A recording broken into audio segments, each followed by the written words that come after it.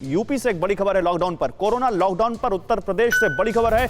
UP में lockdown बढ़ाया जा सकता है। लॉकडाउन में सख्ती बढ़ाएगी योगी सरकार।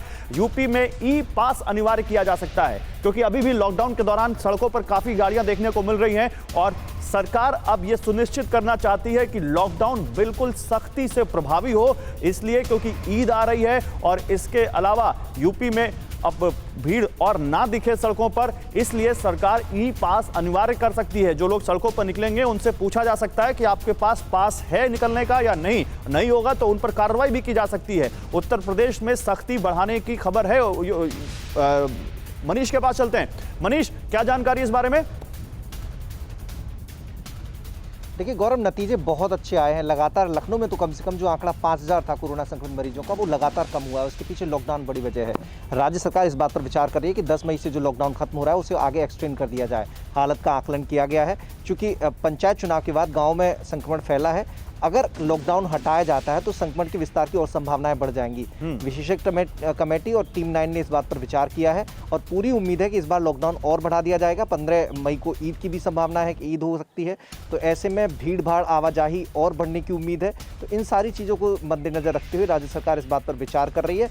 और दूसरी बड़ी चीज़, लॉकडाउन जारी रहेगा तो उसमें सख्ती इस बार अपनाई जाएगी। अच्छा ठीक है, आपने एक और बड़ी खबर और है मनीष, उस बारे में भी बताऊं, फिर आपके पास आता हूं। आपने बड़ी बात बताई कि इसके नतीजे अच्छे हैं, भगवान करे नतीजे और अच्छे मिले। उत्तर प्रदेश से एक बड़ी खबर है। 1 महीने में 99 ग्राम प्रधान प्रत्याशियों की मौत हुई है।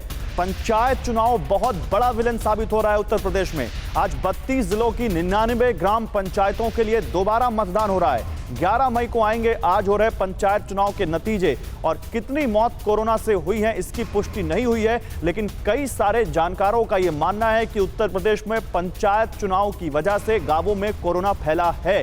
मनीष, कैसे देखें इसको? देखिए, न सिर्फ ग्राम प्रधान बल्कि शिक्षक महासभा ने जो सूची जारी की थी उसमें 706 लोग ऐसे थे जो पंचायत चुनाव में ड्यूटी कर रहे थे। उनको अचानक काल के गाल में समाना पड़ा और पीछे कोविड संक्रमण था। लगातार इसी वजह से हाई कोर्ट, सुप्रीम कोर्ट में पंचायत चुनावों को टालने की अपील भी, याचिका भी दाखिल की गई। हालांकि राज्य सरकार बराबर कहती रही कि हम कोविड प्रोटोकॉल के तहत पूरे चुनाव को संपन्न कराएंगे, कहीं कोई इस बात की गुंजाइश नहीं रहेगी कि संक्रमण को विस्तार मिले।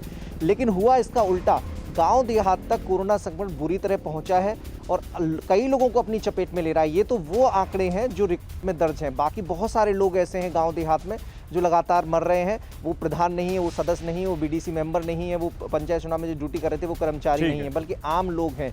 तो ऐसे में राज्य सरकार को अब कम से कम हालात को ध्यान में रखते हुए जो अभियान चलाया गया है टेस्टिंग का, उसे मजबूती से चलाना होगा, क्योंकि कई जिलों से ये समस्या आ रही है। बिल्कुल नहीं, खबरें भी हैं कि सैनिटाइजेशन हो रहा है, उत्तर प्रदेश में टेस्टिंग किट बांटे जा रहे हैं, लेकिन जमीन पर असलियत क्या है ये अभी देखना होगा। जमीन पर कितनी तेजी से और मुस्तैदी से काम हो रहा है, ये अभी इसका रिजल्ट आना बाकी है। बहुत शुक्रिया मनीष आपका इन तमाम जानकारियों के लिए।